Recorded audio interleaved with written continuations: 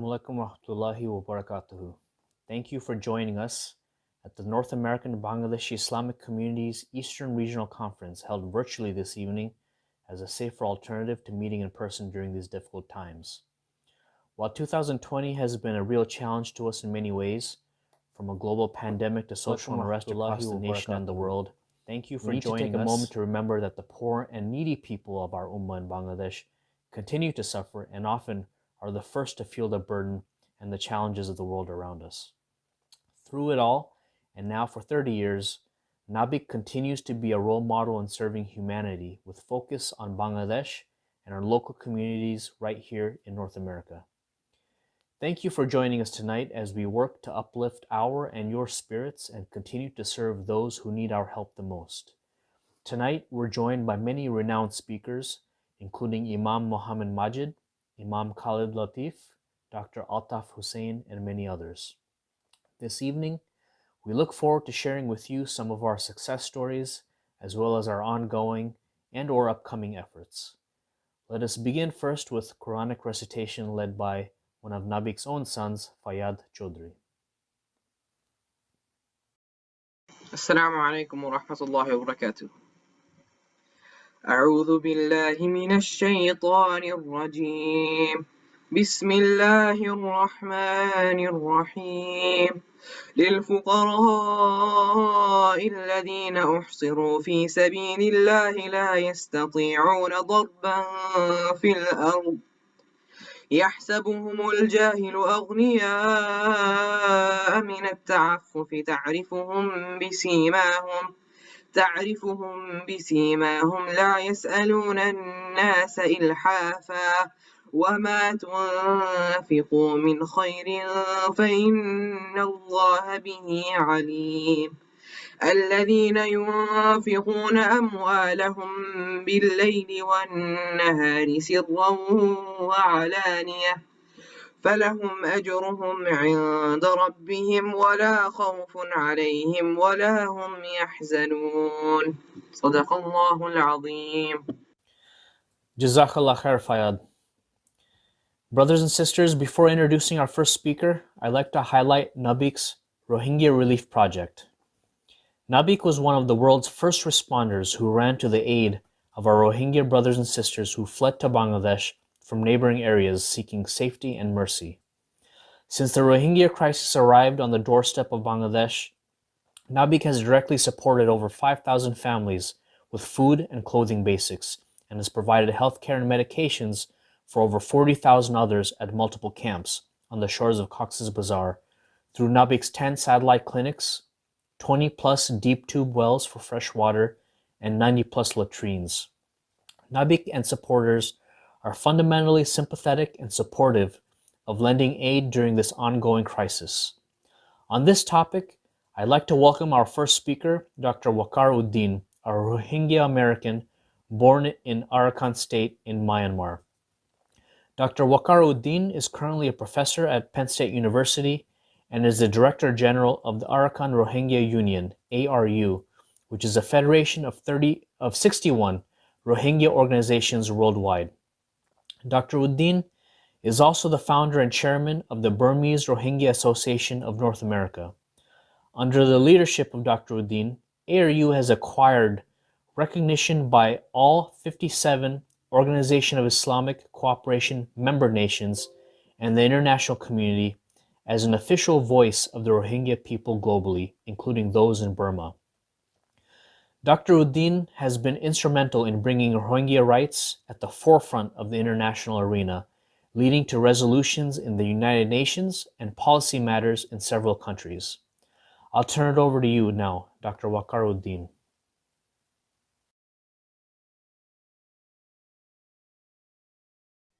Assalamu alaikum wa rahmatullahi wa barakatuh. This is Dr. Waqar Uddin, Director General of Arakan Rohingya Union. Thank you, NABIC, the North American Bangladesh Islamic Community, for organizing this event again this year, like every year. On behalf of Rohingya people in Myanmar and around the world, I wish to express my deep appreciation to NABIC and the Bangladeshi community around the world for their tremendous sympathy and support for the Rohingya people. Alhamdulillah, we are fortunate that NABIC has been actively engaged in providing humanitarian support for Rohingya refugees in Bangladesh. In the camps, NABIC has taken care of over 200 patients per day in their clinic on the ground, providing basic education to over 750 children, plus many other forms of relief, such as food distribution, water well, winter supplies, clothing, equipment for disabled, and many other assistance. Further, again, I would like to take this opportunity to express our deepest gratitude to the people and the government of Bangladesh for the noble undertaking by providing refuge to over 1.2 million Rohingya and averting a major humanitarian catastrophe. Imagine the extent of Rohingya crisis that has affected the South and Southeast Asia region, and also Middle East, with so many displacements exceeding 2.5 million people. Over 1.2 million refugees in Bangladesh alone, cramped in a few camps. This is world's most crowded refugee camp, 40,000 people per square kilometer. Let's not forget, there are also over 250,000 refugees, displaced persons in IDP camps in Arakan, inside Myanmar also. This is a direct result of genocide. Yes, Myanmar, they have destroyed pretty much everything which is Rohingya. Nothing has changed on the ground for Rohingya in Arakan. Restrictions after restrictions, violations after violations. The disenfranchisement of Rohingya by the government continues. The remaining some 600,000 Rohingya continues to face the same kind of violations just as in the past. No change whatsoever on the ground. Myanmar does not appear to have the willpower to solve this crisis, at least not yet. Therefore, the issue must be internationalized.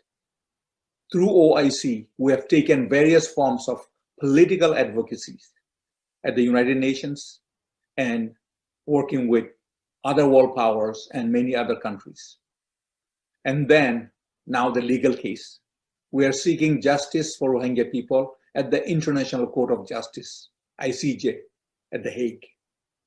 Myanmar is a signatory to 1948 Genocide Convention, yet it has clearly violated the Article 2, Article 3, and others of the Genocide Convention. You have seen all these violations of articles taking place against Rohingya in Myanmar. The ICJ case is a unique court case. Rohingya people are not the nationals of Gambia, but Gambia is fighting for an ethnic minority group in Myanmar, which is thousands of miles away from Gambia. This is a result of internationalization of the issue through OIC. In this, first success was the UN fact-finding mission submitting the report, and the ICJ accepting the report. The ICJ has first ruling ordering Myanmar to comply with 4 provisional measures to protect Rohingya in Arakan. The court has given a clear path forward. In this current process, one thing we, the Arakan Rohingya Union, that is an organization formed by OIC as the official representative organization of the Rohingya people. And we are making sure that we provide regular reports to OIC on the current situation on the ground in Arakan and whether there are violations on the ground by Myanmar or any positive development in line with the ICJ order on the provisional measures. Recently, from our side, Gambia has submitted a 500-page memorial to the court, which contains mountains of evidence of acts and crimes of genocide. Now Myanmar will have to submit the counter memorial within the given deadline. Additionally, Myanmar will have to submit reports to ICJ every 6 months on implementation of the orders given by the ICJ. Now, what the international community can do, what you can do. Number one, first, sustain the momentum. We have built the tremendous momentum at the international stage. Number two, reach out to your elected officials, public elected officials, for extended support for the ICJ ruling. Number three, there are currently 2 resolutions at the Capitol Hill in Washington, titled as Rohingya Genocide Act of 2020. House Resolution number 8744, Senate Resolution number 4659. Number 4, repatriation of Rohingya to their homeland. Pressure on Myanmar must be mounted significantly to take concrete steps and immediate step to start repatriation that Myanmar has agreed to. Number 5, reaching out to local and international media for continuous coverage on genocide. Number 6, sustain the humanitarian relief aid in the refugee camps and IDP camps. There are dire situations in some locations. Last but not the least, event like this for public awareness. Jazakumullah khair. Thank you very much.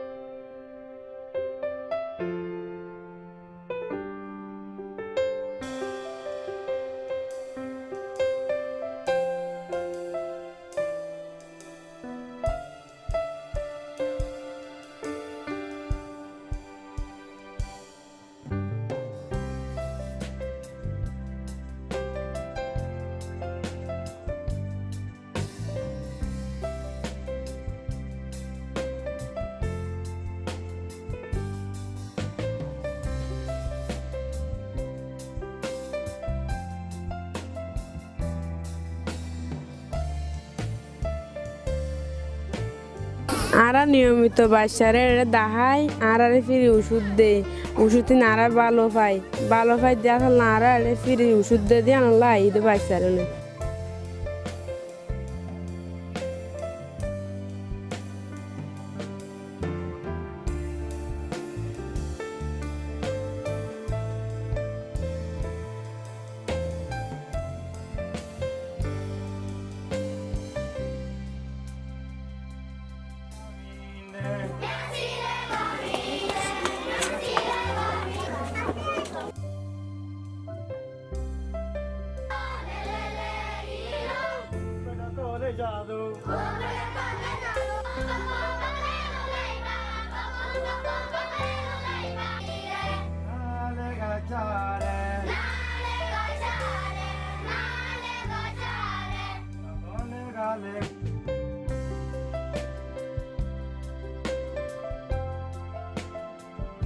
This is NABIC Health Center with the finance of NABIC USA. This project started from 2019 and for first phase, and second phase will be started next year January.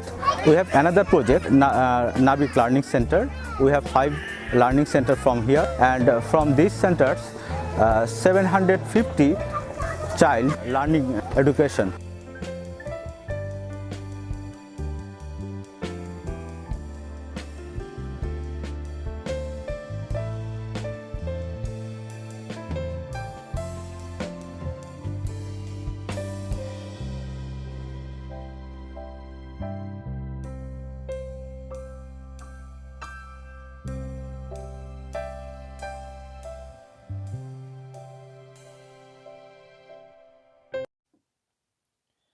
In our next session, I'd like to highlight one of NABIC's flagship programs, the Safe Home for Girls.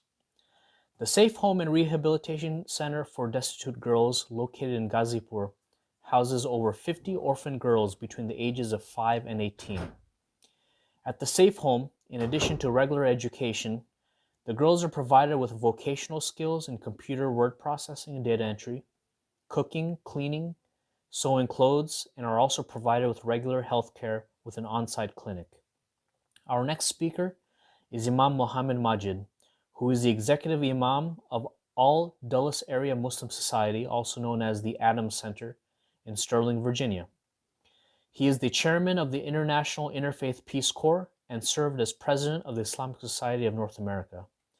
Imam Muhammad Majid has authored multiple books, has written for the Washington Post and Huffington Post, and has been profiled in both Time Magazine and the Wall Street Journal. He is recipient for the 2009 Washingtonian of the Year and the Human Rights Award in 2005 from Fairfax County. Please join me in welcoming Imam Muhammad Majid. بسم الله والحمد لله والصلاة والسلام على رسول الله النعمة المهداة والرحمة المزدان وعلاه ونعوذ بالله من شرور أنفسنا ومن سيئات أعمالنا من يهدي الله فهو المهتد ومن يضلل فلن تجد له وليا مرشدا. Give me great pleasure to speak, my dear brothers and sisters from NABIC, Northern America Bangladesh Islamic Society, Islamic Community. It is my pleasure to be with you because I have been in Bangladesh, the beautiful country of Bangladesh, and I have interacted with the beautiful people of Bangladesh. This organization has been working with helping the orphan. My dear brothers and sisters, taking care of an orphan is one of the most noble act of ibadah. Why? Because it will give you an opportunity, a chance to be in company of the Prophet Muhammad sallallahu alaihi wasallam. He said, me and the person take of the orphan like this in paradise. Therefore, you being given an opportunity to join the company of the most beloved man, Rasul sallallahu alaihi wasallam. Now, Allah subhanahu wa ta'ala in the Quran reminded the Rasul sallallahu alaihi wasallam that he was an orphan. Allah subhanahu wa ta'ala in Surah Al-Duha, he said, أعوذ بالله من الشيطان الرجيم بسم الله الرحمن الرحيم والضحى والليل إذا سجى ما ودعك ربك وما قلى وللآخرة خير لك من الأولى ولسوف يعطيك ربك فترضى ألم يجدك يتيما فآوى وجدك ضالا فهدى وجدك عائلا فأغنى فأما اليتيم فلا تقهر وأما السائل فلا تنهر وأما بنعمة ربك فحدث. This ayah saying, the surah saying, Allah subhanahu wa ta'ala said to Allah, Allah had not forsaken you. By the bright morning, by the night as is concealed it, by the night that covers the day, Allah had not forsaken you. Didn't He find you an orphan and give you shelter? How He found him an orphan? Allah subhanahu wa ta'ala is the creator of all, reminding Rasulullah that you came to this world as an orphan, and I have people like your grandfather taking care of you, your uncle taking care of you.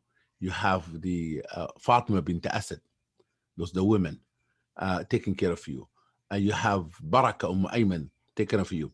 Khalifa Saadiya have taken care of you. And your mother for 6 years was taking care of you. I provided for you the comfort, the people supporting you. Allah subhanahu wa ta'ala then said to Rasulullah, therefore, don't neglect the orphan. Don't allow them to be oppressed. No, don't allow them not to be taken care of. That's why the Quran also said, Allah said, you are not honoring the orphan. The honoring of the orphan is taking care of them, providing shelter, education, opportunity, access. And that's why, my dear brothers and sisters, taking care of the orphans from the Islamic perspective is to be there for those people who are in need, to be there for those people who need our help. And that's why it's important for you to support this work of NABIC. Because by supporting their work, you have taken care of another family, take care of someone who has potential to do something positive in this world. Also, you read in the Quran, Allah subhanahu wa ta'ala connected social justice to faith. أرأيت الذي يكذب بالدين? Have you seen a person who rejects faith and does not believe in next life? فذلك الذي يدعو اليتيم is the one who oppresses the orphan. والله يحض على طعام المسكين does not advocate for the needy and the poor in society. Therefore, the money you give today, taken of an orphan, it gives you that opportunity to experience the mercy of Allah. As Imam al-Ghazali said, When you take care of the orphan, you're receiving the mercy of Allah. You're receiving the mercy of the most merciful Ar-Rahman. And therefore, I want all of you with an open heart and open mind and a generous soul to help the needy and the poor, and especially the orphan. Allah will bring barakah to your home, blessing to your home, and protect your own children because you have taken care of a vulnerable child. Let us do it. Let us be there for those who are in need in our community and society. And you will, when you meet Allah subhanahu wa ta'ala in Day of Judgment, will be happy that you have taken care of that orphan who gave you the ticket, the opportunity, the possibility to be in the company of our Prophet Muhammad sallallahu alaihi wasallam. May Allah protect you, protect your wealth, protect your community. May Allah subhanahu wa ta'ala accept our sadaqah and giving. Ameen. Alhamdulillah Rabbil Alameen.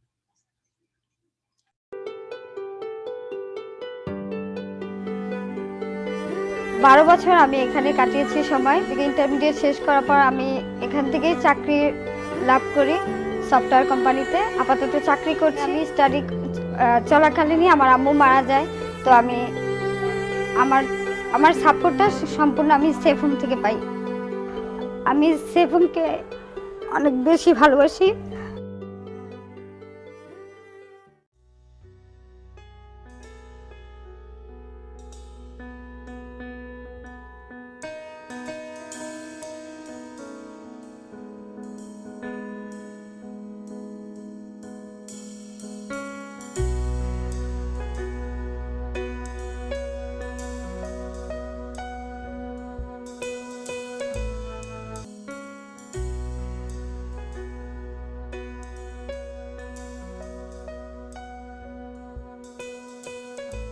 আমার মা নেই, বাবা আছে। আমার 3 ভাই বোন। আমার বাবা আর্থিক সমস্যার কারণে আমাকে হোমে দেয়। আমি হোম থেকে কম্পিউটার, সেলাই, রান্না, হাঁস মুরগি পালন করা অনেক কিছু শিখতে পাই।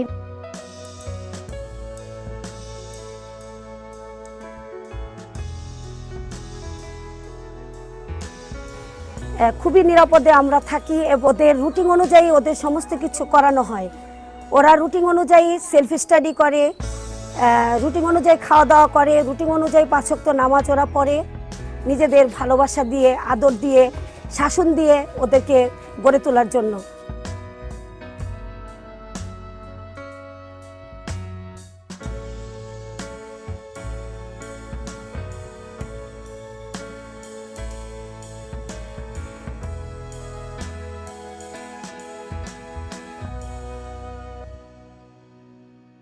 Since 2004, NABIC has been showing interest in this project, and NABIC now is working with the NABIC in the field of skill development and empowerment.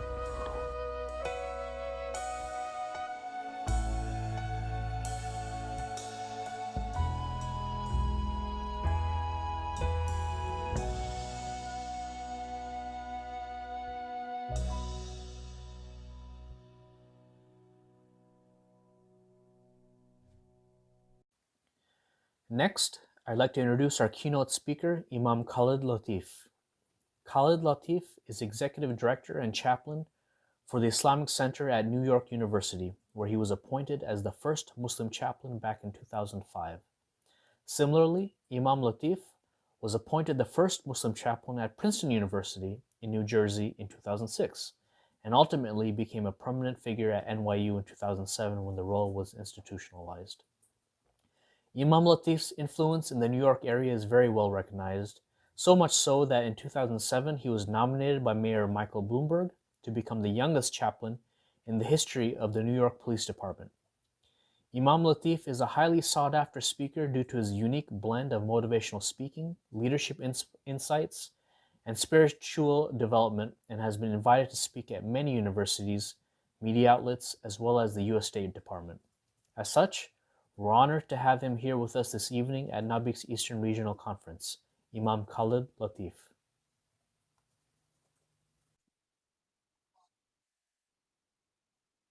Assalamu alaikum wa rahmatullah. Bismillah walhamdulillah. Wassalatu wassalamu ala rasulillah. وعلى آله وصحبه ومن والاه. The first time I met somebody who was from Burma, the region of the world where we are coming together to discuss and how we can support, was in Ramadan in 2012. We're at Islamic Center in New York University. We were hosting night prayers in Ramadan, as many different masjids and centers do. And in the midst of it, I heard someone who was crying very deeply. And I went to see what was going on, because the tears that I heard did not sound like tears when someone is spiritually motivated, but they sounded like tears of real pain, real grief. And so I met a sister who was from this part of the world, and we sat to talk, and I was asking her what was going on. And she said that in her village back home, there was 14 people who had memorized Quran. She said the Rohingya army, the Buddhist mobs and soldiers, when they had come to her village, they burned it down. And of the 14 hufaz, they burned alive 12 of them. She said the 2 who are still alive, they don't read out loud anymore. And I'm crying these tears because it's been so long since I've heard the Quran recited in this way. That was in 2012. We are now in 2020. And you want to think about an ongoing crisis that didn't start in 2012, was well before that, but has had 8 more years, as well as now COVID-19, global pandemic, refugee camps that have opened up in the midst of it. I've met Rohingya refugees in Malaysia, in Chicago, in Mecca, and I've been to the camps in Bangladesh twice. The first time I went was immediately after they opened the border between Myanmar and Bangladesh. And 500,000 people had crossed the border. And then continuously, days after, more and more people kept coming. The second time I went was 10 months later. There's now almost 1 million people that were living in underdeveloped land, constrained in densely packed, populated camps, all sharing limited resources in ways that didn't make any sense. And so I wanted to share with you some images from my visit there so that you could better understand some of what it is that I'm talking about. That 60 to 80% of the refugees in this area were women and children, leaving behind ethnic cleansing, genocide, that there wasn't one refugee that I met who couldn't tell me that they hadn't seen loved ones burned alive in front of their eyes. This man's name is Nur Alam. Nur Alam, he came in that initial wave of refugees. And in that year, it was around the time of Eid al-Adha. And Nur Alam, he told me, he was the first Rohingya refugee that I met in Bangladesh. He said he had decided to celebrate Eid al-Adha in Myanmar before leaving to go to the camps in Bangladesh. He said the soldiers came, they burned down his home, killed all of his livestock and cattle, took the life of his brother named Muhammad Ali in front of his eyes, as well as some other people. And he walked for 3 days with his remaining family members, the grandchildren who are behind him right now, to get sanctuary. And I asked him, what is it that you're looking for? And he said, I just want peace for my family, a safe place for my family to be. This woman was somebody who I met who had a child with her. And when you think about the need for support on an organized level, to support the good work that relief agencies do, what NABIC does, what other organizations do, 60 to 80% of refugees being women and children means that 40 to 20% are men. And if there's not systematic distribution of items and goods, this woman has a child on her hip because she cannot leave the child in a tent. In this day that we were distributing this, it's about 103 degrees outside. And the closest tent that someone could live in was about a 30-minute walk away. She walked with one child. I gave her this bag of items, a thing of oil, and I had another bag to give her. And I asked her, where should I put it? And she said, just put it on my head. And I want you to think about where structure is important. If this woman has to walk with this baby and there's just people passing out goods from the back of a truck, that's not going to work. Because then the young men who have no children that they're responsible for, who can leave things behind in their hut, in their tent, they can go and get whatever they need. And so you need these systems and practices to ensure equitable distribution so that everybody gets something. This was a young child that we met who, when I was there the first time, there was a good number of relief agencies that were following me to create media around awareness of what was happening. And we had at one point stopped at a cliff that oversaw a valley that had hundreds of tents where thousands of refugees were living in. And there was no guardrail, nothing to protect you, that if you slipped off of the cliff, you would fall and die. It was about 30, 40 foot drop. And so this young girl, she starts running around us, and then she goes to the edge of the cliff and just runs around its edge. And all of us jump to grab her so that she doesn't fall and kill herself. And when we get her to safety, I ask, where are her family members? Where are people who are looking after her? But she has no one that's there with her. That there was one day that I was in this camp that more than 1,100 children on their own came by themselves, no adults. And when you are an orphan of genocide, it's not simply that you have no mother or father, but there is not a person alive in the world who could tell us anything about this child, not a person alive in the world who knew she existed. No one can tell us her name. No one can tell us where she came from. No one can tell us what her background is.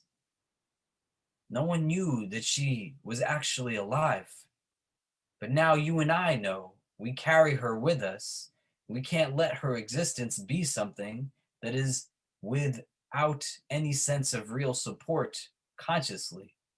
And there is still a sense of hope, a sense of real resilience. And you had people who sought to just live a life that any person is entitled to. And our help of people like this is not because they are helpless. The water that's here, you want to take a deep look at, because the absence of adequate hygiene systems, sanitation systems, and the deep amount of rainfall that comes in this part of the world has holes like this get water collected in it. This woman's name is Asiya Khatun. She's 8 months pregnant. You can't tell really in this picture. Asiya Khatun walked for over a week, 8 months pregnant, from Myanmar to Bangladesh, fleeing bullets that were still being shot at her and her young child, who was already a few years of age, who she had with her. And she's collecting this water now in front of her tent. And I'm asking her, what are you going to do with it? This water, to give you an indication, when the rain falls, garbage from all over the tents mixes in it, animals take baths in it, the sewage from latrines that are not made for the tens of thousands of people that are using them excessively all gets emptied into it. So I said, what are you going to do with this water? She said, we're going to clean our house with it, wash our clothes with it. And then really quickly, she said, we're going to drink it. I said, why would you drink this thing? And she said, we don't have anything else to drink. What can we do? And I don't want to know what it is doing to my daughter, who's already a few years old. I see the impact, let alone what it's doing to the child that's in my womb, the child that she's carrying with her. When I saw this, brother, I couldn't understand how it was possible that really for the first time in my life, I could see hunger. He looked like a skeleton with skin on it. And this kind of thing doesn't happen in a refugee camp or because of it, but it happens because of what's happening that brings you to the refugee camp. In our tradition, the Prophet ﷺ tells us that food for one is enough for two, and food for two is enough for four. These are the people that we should be eating our meals with. This woman's name is Dulu. She's 78 years old. Dulu I met, and she told me how the soldiers came. They killed her husband, some of her children, and other family members. There's a deep fire and intensity in Dulu's eyes. When I asked her, what are you looking for? She said, I want justice. And the people who were with me, the relief agencies, they said, tell her we can't give her justice, that we can bring her clothes and other items, but that's not our job. That's not what we do. When I told her this, she said, then I just want peace. I want a safe place for my family. I want you to think, this woman's 78 years old. Likely from a cultural background, she got married quite young. But even if she arguably got married when she was 28, that means they killed her life companion, her partner of 50 years, in front of her eyes. It's the kind of thing that's happening and continues to happen. We have to think about what our role is within all of it. And so I share this with you with the hope that you can understand that there are real people. And I want to end with one story of another woman who I met by the name of Layla Begum. And this was on my second visit. And we sat together in her tent, and she asked me to make dua with her. And it was one of the hardest prayers I've ever had to make in my life. And so we raised our hands together and we started our prayer, and we first made dua for her husband and her 1.5-year-old child, who she witnessed soldiers kill in front of her eyes in her home before they sought to assault her in a way that no woman should ever be treated. We then made dua for her 2 children who were still alive that she walked with for 20 days from Myanmar to Bangladesh. And we made a special dua for her countrymen, who she said their corpses littered the pathways that she traversed in those 20 days as she fled soldiers who continued to pursue her and her children, trying to get them to have the same demise as so many others. We then made a dua for people who lived around the refugee camps in Bangladesh, that when Layla Begum had tried to get into a tent, an official had said that for you to get access to this tent that was supposed to be for free, you have to give me 800 taka, the local currency. This woman just fled genocide. She doesn't have anything. And so she now lives in the streets and the dilapidated buildings in the areas around the tents. And the local villagers who don't have so much, they pooled their resources together and gave her 800 taka, which, to give you perspective, is about 10 American dollars. And when she now had her tent and she saw safety for her and her children, she turned to me with a different glimmer in her eye. And she said, now make a special dua for every person who did not forget us, every person who has advocated for us, every person who has shared their voice for us, every person who has volunteered, coordinated, brought relief to us, donated so that we could have just simple foods to eat. Every person that helps us to get through because we feel their love. And so we made a special dua for all of them, including you. And Layla Begum, she made me promise that whenever I tell her story, that I would thank people like yourselves for not forgetting her and what her people are going through. And with this information, you have to be moved with real love. It cannot be guilt or remorse or any feeling of anxiety. You don't want to be a supporter simply to make yourself feel better. You want to support with real love so that you understand that you're trying to make someone else's life better. So raise awareness do good works, donate, aspire to be courageous and bold enough to ask Allah to make you the answer to people's du'as. The reason that people have hope in this world, never the reason that people might dread it. May Allah make things easy for our sisters and brothers in Myanmar, for all the Rohingya, whether they are still in that country or they have sought refuge in other parts of the world. And may Allah elevate the strength, the intentions, and the good work of all those who are doing their part to support our Rohingya sisters and brothers in their time of need. Wallahu ta'ala alam wa billahi tawfiq. Wassalamu alaikum wa rahmatullahi ta'ala wa barakatuhu.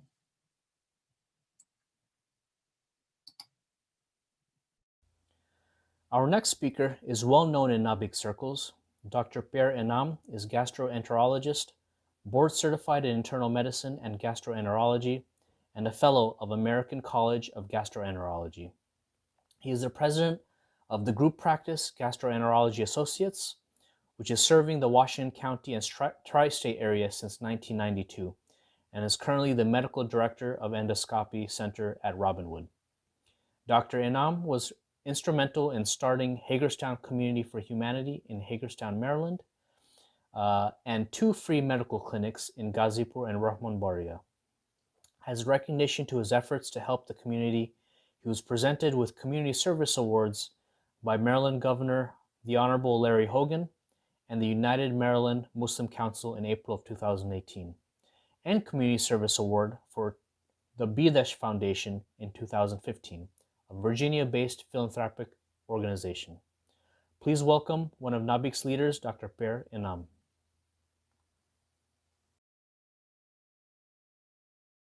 أعوذ بالله من الشيطان الرجيم بسم الله الرحمن الرحيم الحمد لله رب العالمين والصلاة والسلام على سيد الأنبياء والمرسلين أما بعد بسم الله الرحمن الرحيم رب اشرح لي صدري ويسر لي أمري واحلل عقدة من لساني يفقهوا قولي.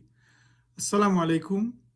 I'm really excited to present a unique project of NABIC today that can be started within months to bring immense, immediate, and long-term benefits, inshallah. This project, called the NABIC Center for Humanity, provides a multitude of services under one roof in Bangladesh, usually with a free medical clinic at its core, at an approximate yearly cost of $20,000, funded by tax-deductible zakah and sadaqah. Once a month, obstetric and gynecological services, periodic eye camp, educational and vocational training programs like mobile phone repair, computer training can be offered at the center. Gradually, 50 to 70 patients are seen each day in these clinics 2 days a week.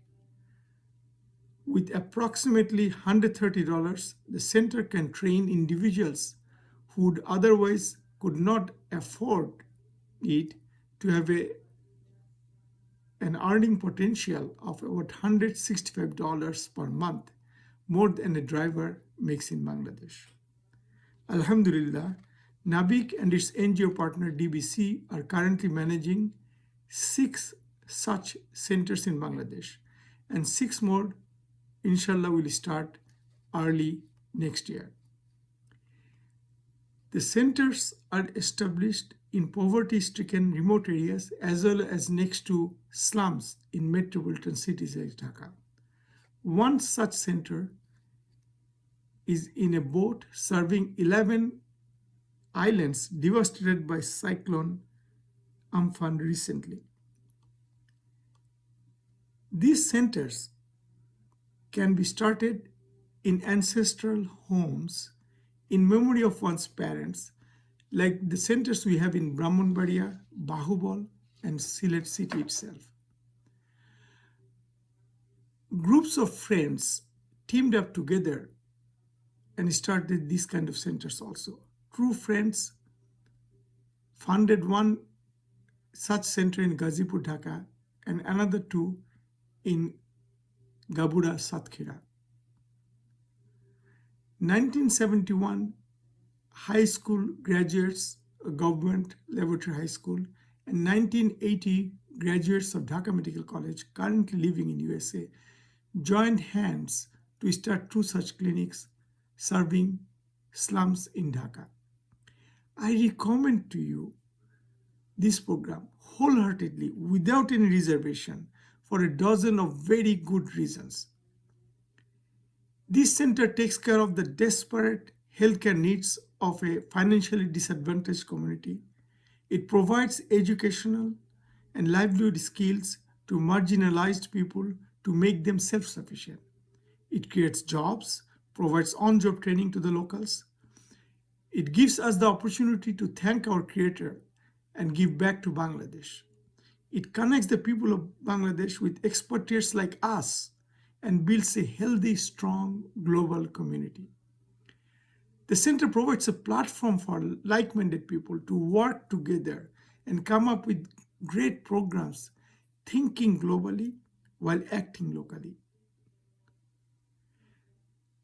It provides an opportunity for our children to help their roots while gathering valuable international leadership and charity experience, community service hours, and thus build a strong resume.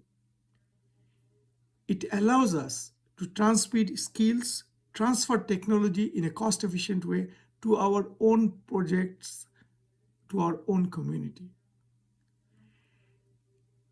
Its overhead is minimal because of the very efficient, carefully designed utilization of time, space, and resources. All the donations given to NABIC are sent to the project without charging any overhead. NABIC plans to provide stimulus funds for such projects, and above all, it is a sadaqah jariyah with exponential benefits when others replicate such centers. Allah subhanahu wa ta'ala said in Ayah 8 of Surah Fussilat, "As for those who believe and do good deeds, they shall have a never-ending reward." Just to remind myself and you, a never-ending reward, Allah subhanahu wa ta'ala said. Prophet sallallahu alaihi wasallam said, "Give charity without delay, for it stands in the way of calamity." He also advised us to protect our wealth with zakah and treat our illnesses by giving sadaqah. With all the challenges we are facing today, with potential and actual loss of income, jobs, health, lives, very vivid with the current pandemic, I urge you, I appeal to you to act now.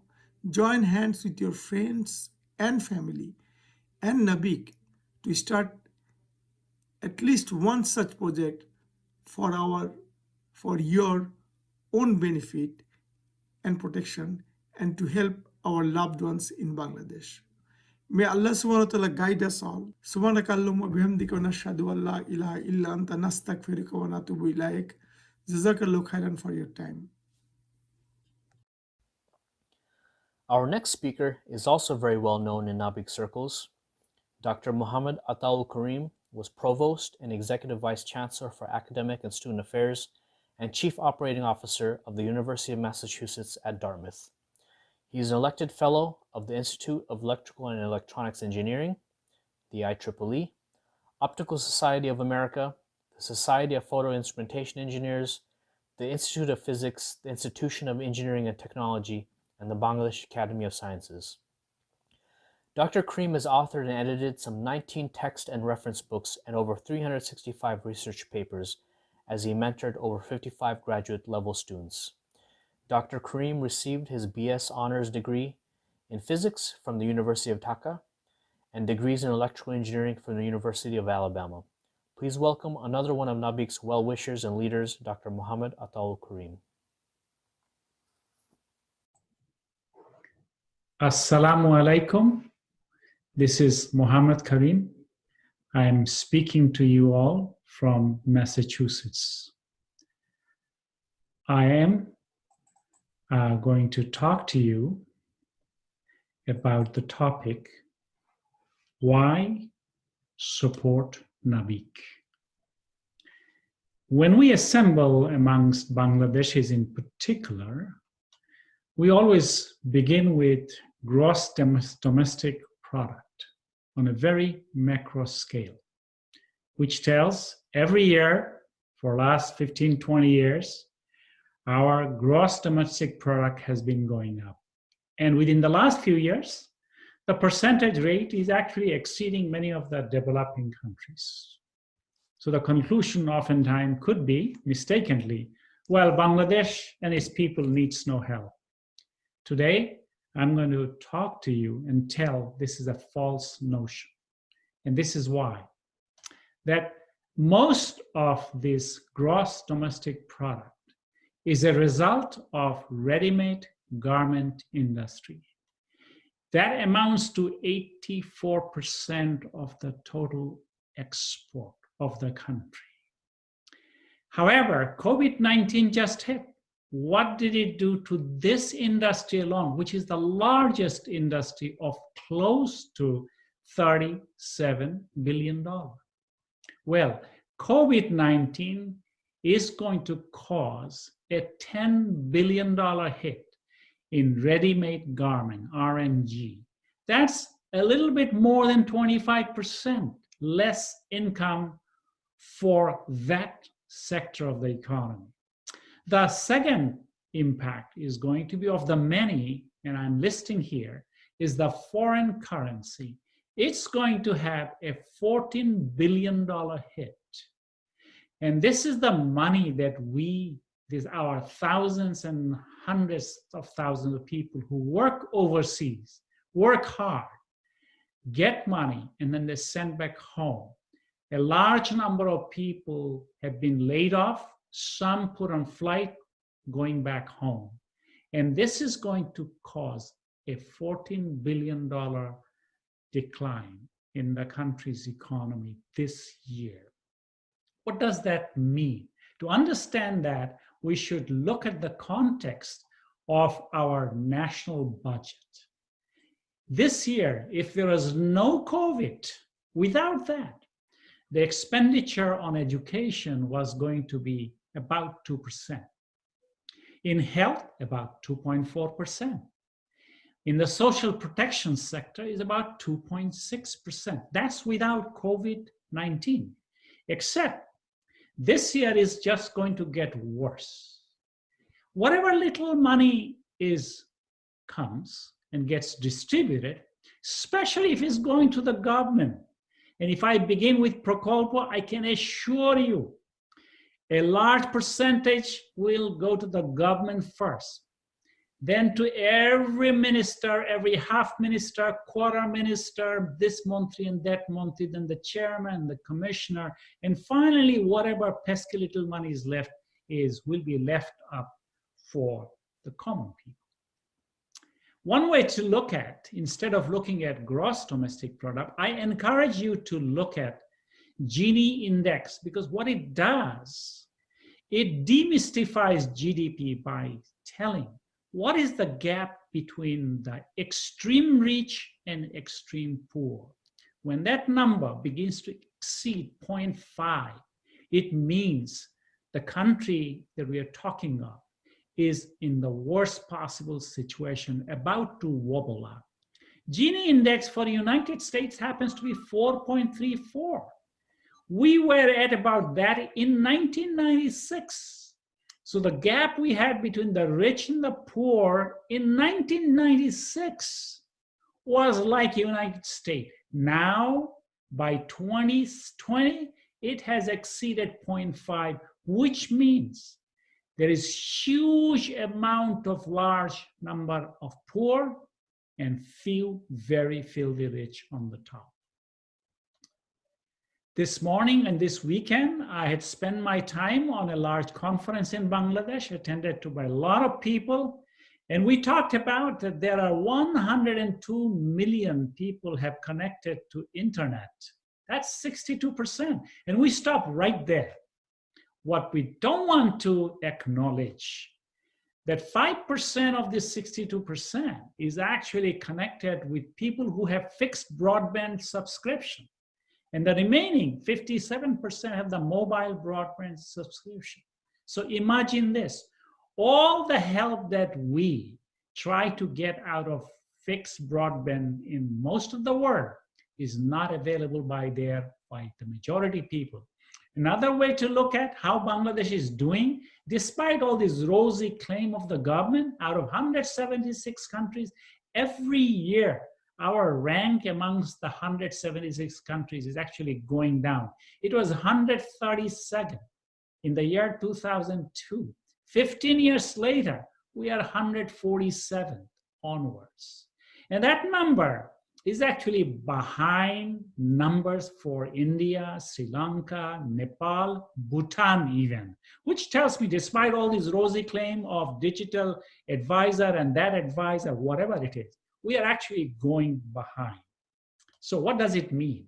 It means majority people, despite the claim, did not order food online, didn't have pizza delivered at their homes, didn't get telemedicine, didn't see an Amazon truck at their door. Actually, majority had no jobs. Majority are without any cash. So today, if you are in Bangladesh, almost in any cities and towns, you will see hundreds and thousands of people sitting.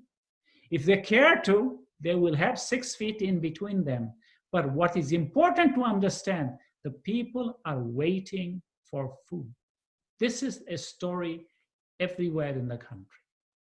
NABIC's footprints, as you must have understood, is in the emergency areas, such as for Rohingya, for water and environment through our partner called Broti, in healthcare through Mustafi's Eye Center, Cormir Heart Hospital and others, poverty alleviations in the area of science and technology, in the area of ethics education, which is important because lack of ethics is one of the reasons why a great majority of the resources that our people should have gotten, they don't get that. This is just a picture of a floating boat hospital that our partner Broti brings up in the village area of Gabura in Shatkhira district. Poor people will come, get the help from the doctors. This picture is, of course, before COVID-19. Now, despite all the lofty promises, and I heard some of that this weekend during my conference in Bangladesh, you will hear Vision 2030, you will hear Vision 2040, you will hear fourth or fifth industrial revolution. And I'm at a loss because I don't know when was the second or third revolution. What is important to understand, people of Bangladesh desperately need your assistance. Please, please make a difference by contributing to NABIC.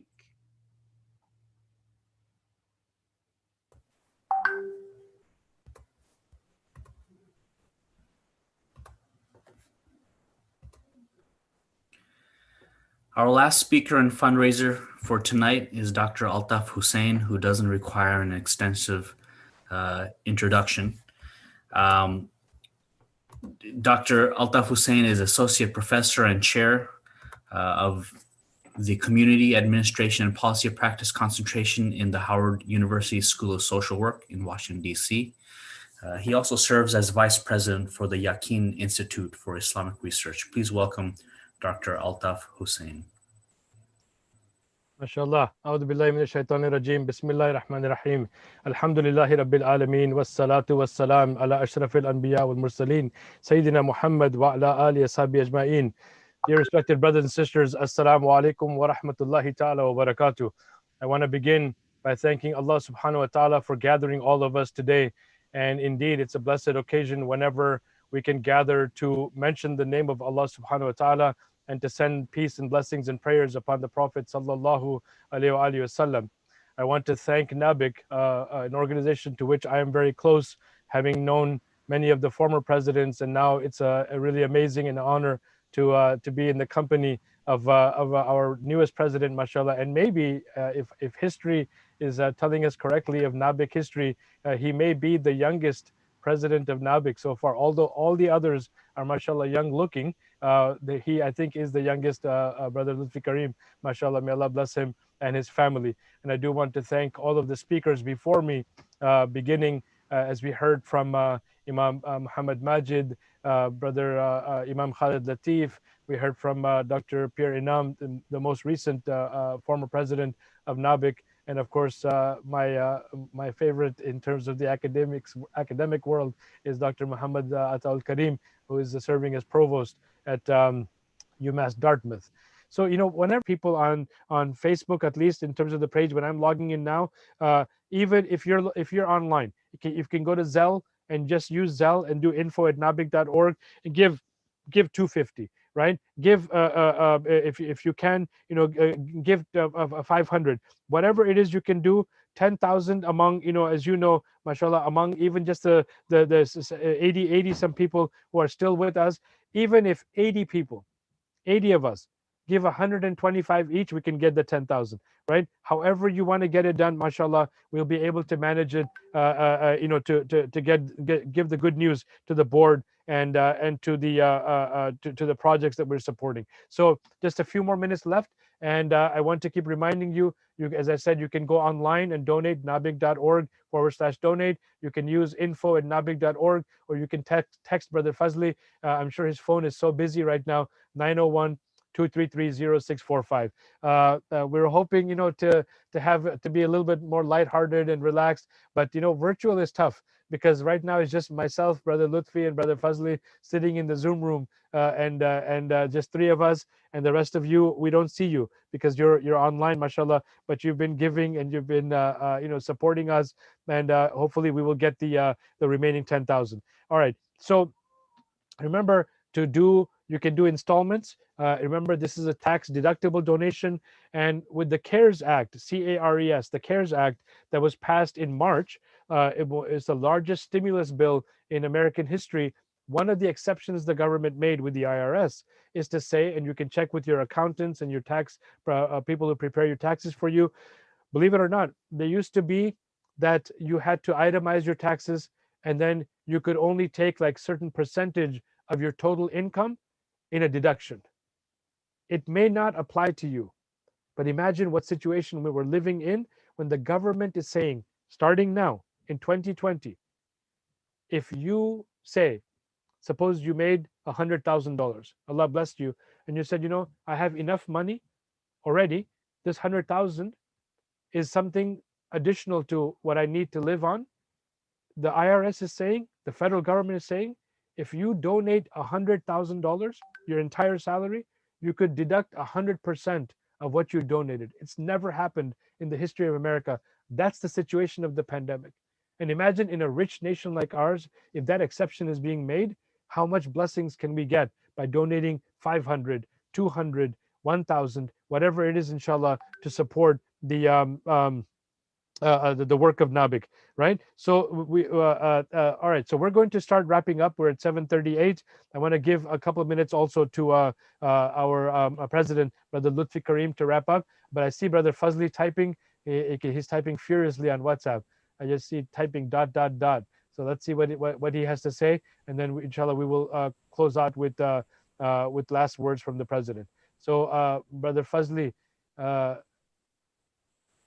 What is the okay? So mashallah, there is one. I did say that one, the tube well. So I'll promote it again. That we had one tube well sponsored in the Rohingya community, mashallah, in the camp, Rohingya camp, for $2,000, and that was Dr. Nazif Chaudhry. I had mentioned that earlier.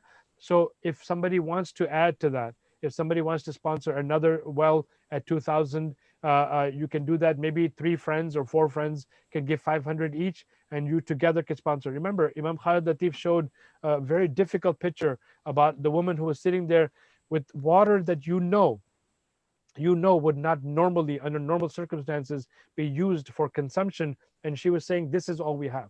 So when you help with a tube well, like the one that we are talking about with NABIC for $2,000, whoever drinks from that, humans, animals, birds, anybody who benefits from that, you and your family will derive the long-lasting benefits of having given and provided, mashallah, clean well water for them to drink. right? So continue doing that, inshallah. I do want to turn it back over to Brother Lutfi, and then if there's any other update that Brother Fazli gives as Brother Lutfi starts to close, inshallah, then we will talk about that. But so far we have come to 90,000, and inshallah, we will turn it back over to our president, Brother Lutfi Karim, and may Allah bless him for his service as president. As I said, I'm pretty sure he made history, because I think that he is the youngest person to serve in that position.